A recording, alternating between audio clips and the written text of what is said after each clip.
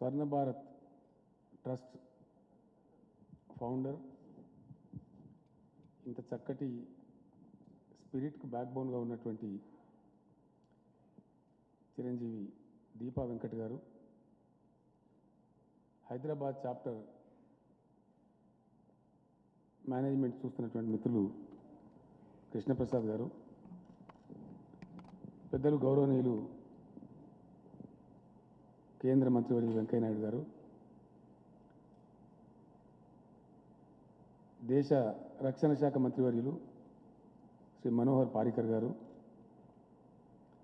కేంద్ర మంత్రివర్యులు గౌరవనీయులు బండారు దత్తాత్రేయ గారు, రాష్ట్ర మంత్రివర్యులు గౌరవనీయులు శ్రీ మహేందర్ రెడ్డి గారు,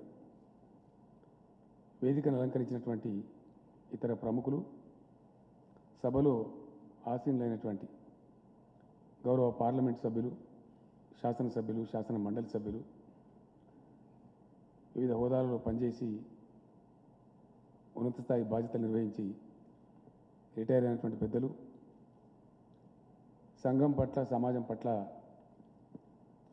మంచి జరగాలని కాంక్షించి ఈ స్వర్ణ భారత్ ట్రస్టుకు వెన్నుదన్నుగా నిలుస్తున్నటువంటి అనేక మంది, అనేక సంస్థలకు చెందినటువంటి మిత్రులు, అన్నదమ్ములు, అక్క చెల్లెలు అందరికీ నమస్కారం. చాలా మంచి కార్యక్రమంలో పాల్గొంటున్నందుకు నాకు చాలా సంతోషంగా ఉంది. సంఘం, సమాజం నిలబడటానికి, పురోగమించడానికి అనేక సందర్భాలలో చరిత్రలో అనేక మంది వ్యక్తులు అనేక రకాల కంట్రిబ్యూషన్ చేశారు.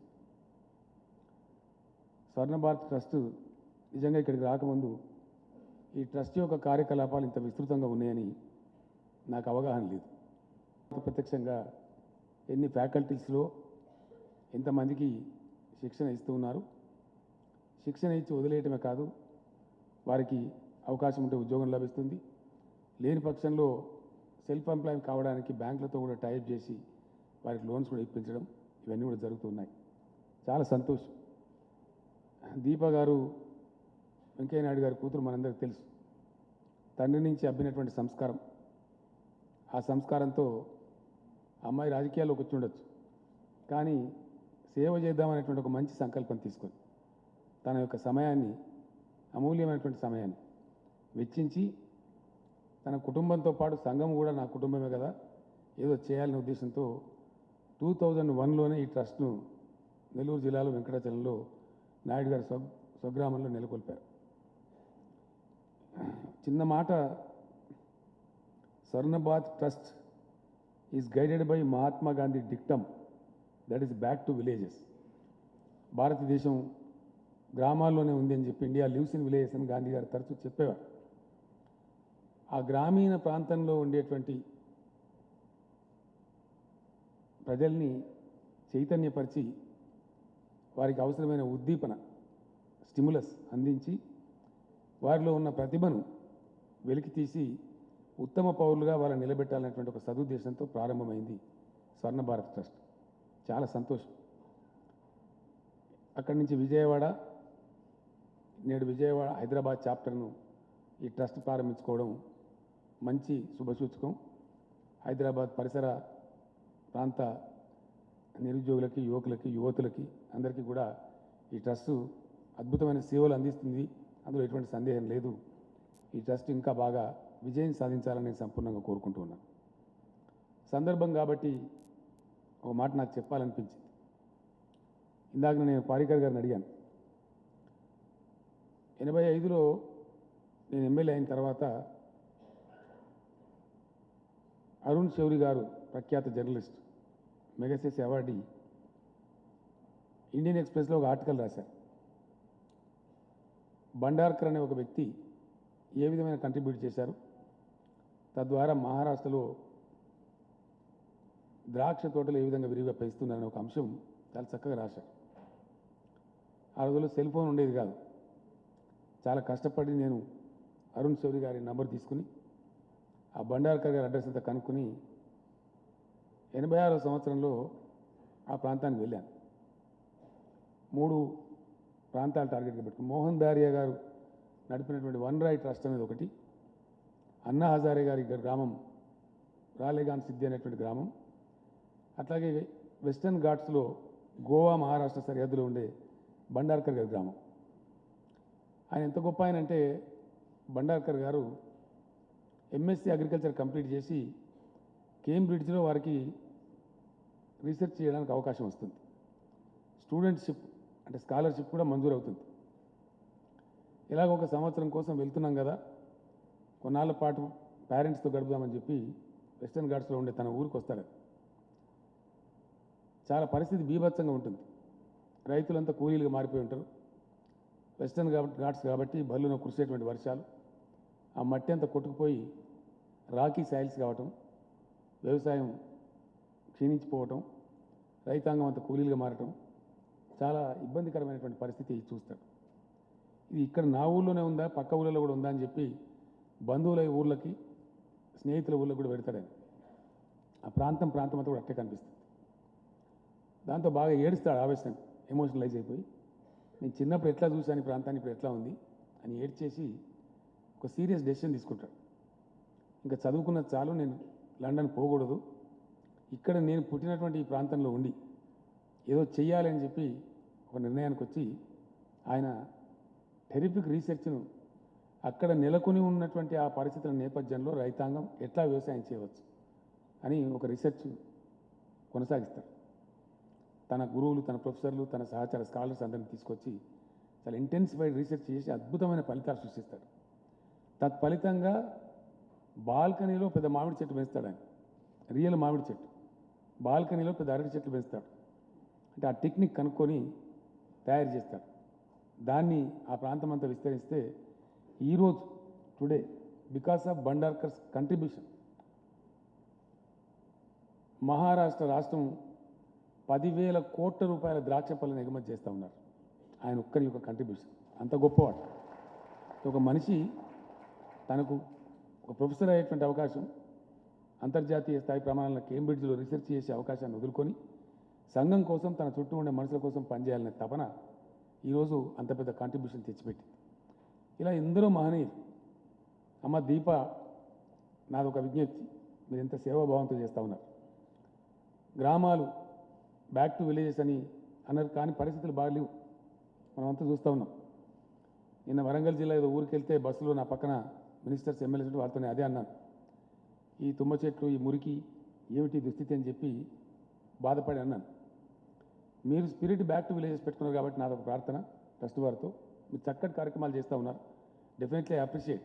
అట్ ద సేమ్ టైం ఇన్ని దశాబ్దాల స్వతంత్రం తర్వాత ఈరోజు మన ఊళ్ళలో స్వచ్ఛత లేదు, ఆ మురికిపోయే మార్గం లేదు. పంచాయతీరాజ్ సహకారం దేశానికి స్వాతంత్రం వచ్చిన తొలినాళ్ళలో ప్రారంభించబడే 2 గొప్ప ఉద్యమాలు. Those are not departments, those are not political centres, they were movements. Unfortunately the country lost them. మనకుండే రాజకీయ వ్యవస్థ over a period of time వాటిని పొలిటికలైజ్ చేసి, డిపార్ట్మెంటలైజ్ చేసి, కంపార్ట్మెంటలైజ్ చేసి, సఫకేట్ చేసి ఆ ఉద్యమాలను చంపేసినాయి. ఉద్యమం చచ్చిపోయింది, అక్కడ రాజకీయం వచ్చింది, స్వార్థం వచ్చింది. సర్పంచ్ గెలవడం కోసం లక్షల కోట్లు ఖర్చు పెట్టేటువంటి పరిస్థితులు వచ్చేసినాయి. The movement spirit has gone. వాస్తవానికి చాలామందికి తెలియదు ఈ విషయం. ఐసన్ హోవర్ గారు అమెరికా ప్రెసిడెంట్గా ఉండేటప్పుడు ఆనాటి ప్రధానమంత్రి జవహర్లాల్ నెహ్రూ తరచూ అమెరికా వెళ్తూ ఉండేవాడు. వారిద్దరి మధ్య ఉన్నటువంటి స్నేహితం. ఒక సందర్భంలో వెళ్ళినప్పుడు ఆఫ్టర్ బాంక్వెట్, ఆ డిన్నర్ అయిపోయిన తర్వాత అమెరికా ప్రెసిడెంట్ ఐసన్ హోవర్ గారు నెహ్రూ గారికి ఒక వ్యక్తిని పరిచయం చేస్తారు. మిస్టర్ నెహ్రూ, వీరి పేరు ఎస్కే డే, ఈయన మీ ఇండియన్, ఇక్కడ అమెరికా దేశం యొక్క రూరల్ డెవలప్మెంట్ ఇన్ఛార్జ్గా పనిచేస్తూ ఉన్నారు, చాలా అద్భుతాలు సృష్టిస్తూ ఉన్నారు, మాకు చాలా చక్కటి ఫలితాలు వచ్చినాయని చెప్తారు. నెహ్రూ కంగ్రాచులేషన్స్ చెప్పి, అభినందనలు చెప్పి ఎస్కే డే గారితో మాట్లాడతారు. మీరు రేపు ఎట్లా ఉంది మీ షెడ్యూల్ అని చెప్పి అడిగితే, పర్లేదు సార్ చెప్పండి అంటే, రేపు నా దగ్గర భోజనానికి రమ్మని రిక్వెస్ట్ చేస్తారు. నెహ్రూ గారి ఆహ్వానం మేరకు ఆ ఎస్కే డే గారు నెక్స్ట్ డే లంచ్కి నెహ్రూ గారి దగ్గరికి భోజనానికి వస్తారు. భోజనం చేసిన తర్వాత పిచ్చాపాటి మాట్లాడుతూ నెహ్రూ గారు చెప్తారు, అయ్యా ఎస్కే డే గారు, మిమ్మల్ని అమెరికా అధ్యక్షుడు అంతటి వాడు పొగుడుతుంటే ఒక భారతీయునిగా చాలా గర్వం వేసింది. అట్ ద సేమ్ టైం చాలా దుఃఖం కూడా కలిగింది. ఎందుకు దుఃఖం కలిగిందంటే మీ ఓటి మేధావి అమెరికా లాంటి దేశం కోసం పనిచేస్తూ ఉంటే మనకి ఇటీవలే కదా స్వాతంత్రం వచ్చింది, మరి మన దేశం ఏం కావాలి, మీరు మాతృదేశంలో చేయొచ్చు కదా సేవ అని చెప్పి అడుగుతారు. నేను మాతృదేశానికి రాను అంటాడు. ఎందుకు రారు అంటే ప్రస్తుతం దేశం మూర్ఖుల పరిపాలనలో ఉంది, అందువల్ల రానంటాడు. అప్పుడు నెహ్రూ గారు నేనే కదా ప్రధానమంత్రి ఏదైనా ఉంటే నాకే చెప్పచ్చు, ఏం తప్పు చేస్తున్నాం మేమంటే అప్పుడు చెప్తాడు ఆయన, బాగుంది దేశం స్వతంత్రం వచ్చింది, మీరు వార్షిక ప్రణాళిక పంచవర్ష ప్రణాళిక ఒక లక్ష్యం సాధించాలంటే ఒక ప్రణాళికాబద్ధంగా వెళ్ళాలి, చక్కగానే ఉంది, your planning is all right, కానీ మీ ప్రయారిటైజేషన్ మీ ప్రాధాన్యతల క్రమం మీరు నేల విడిచి సాము చేస్తూ ఉన్నారు, తప్పు చేస్తూ ఉన్నారని చెప్తాడు. ఏం చేస్తూ ఉన్నామంటే సత్వర పారిశ్రామికీకరణే దేశం బాగుపడడానికి మార్గం అని అంటూ ఉన్నారు. ఇది తప్పు కాదా? దేశంలో అక్షరాస్యత లేదు, టెక్నికల్ ఎడ్యుకేషన్ జీరో, అసలు స్పానర్ పట్టుకోవడం తెలియదు ఎవడికి. ఈ రష్యా కొలాబరేషన్తో ఇంకో కొలాబరేషన్తో మీరు ఎట్లా పారిశ్రామికీకరణ చేస్తారు? ఏం చేయాలి మీ దృష్టిలో, మేము ఏం చేయాలంటే కోట్లాది మంది అన్నం లేక ఆకలితో అలమటిస్తూ ఉన్నారు, అద్భుతమైన జీవనదులు సముద్రం పాలైపోతూ ఉన్నాయి, కోట్ల ఎకరాల బంజరు బీడుగా ఉంది, దాన్నంతా సంస్కరించి ఆ నీళ్లను భూమి మీదకి మళ్లించండి, ఆహార సెక్టర్లో ఫుడ్ సెక్టర్లో భారతదేశం స్వావలంబన సాధించాలి, అది మీ ప్రాధాన్యత కావాలి. ఆ అన్నం వచ్చిందంటే మనిషికి ఆ తర్వాత అంతా మిగిలినంత వస్తుంది, అది కదా టాప్ ప్రయారిటీ అని చెప్తే నెహ్రూ గారు కూడా అప్పుడు ఆలోచనలు పడతారు. అవి గుడ్ ఓల్డెన్ డేస్. ఈ రోజుల్లో ఉండే క్యాబినెట్ సమావేశం పిలిచి మాట్లాడతారు, పార్లమెంటరీ పార్టీ సమావేశం పిలిచి మాట్లాడతారు, ఆల్ ఇండియా పార్టీ సమావేశం పిలిచి మాట్లాడతారు. రెండవ పంచవర్ష ప్రణాళిక సెకండ్ 5 year ప్లాన్ పోయేటప్పటికీ టోటల్గా మార్చేసి ఆధునిక భారతదేశ దేవాలయాలని చెప్పి బక్రా నంగల్, హీరాకుడు, నాగార్జున సాగర్ లాంటి ప్రాజెక్ట్స్ టేకప్ చేస్తారు. ఒక 2 సంవత్సరాలు గడిచిపోతుంది. ఆ తర్వాత ఆ ఎస్కే డే గారు నెహ్రూ గారికి ఒక లెటర్ రాస్తారు. మూర్ఖంగా పోతున్నాను నేను అనుకున్నా, కానీ అది పొరపాటు, ఎవరైనా మంచి చెప్తే గ్రహించి దాన్ని స్వీకరించి అమలు చేసేటువంటి ఒక గొప్ప సంస్కారం మీ లోపల ఉంది, మీరు కనుక ఇప్పుడు రమ్మంటే I'm ready to come back to serve the motherland అని చెప్పి చెప్తారు. ఆ టైంలో నెహ్రూ గారు వారిని రమ్మని చెప్తారు, ఆయన బ్యాక్ వస్తారు.